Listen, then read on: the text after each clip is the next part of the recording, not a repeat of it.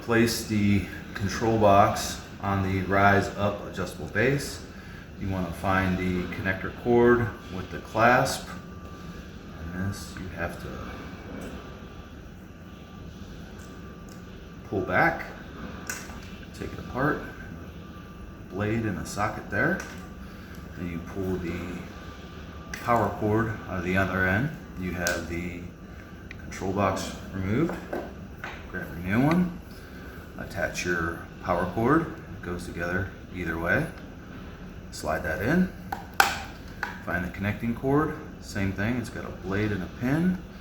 line those up accordingly, and then click the clasp done, and now you replace the control box.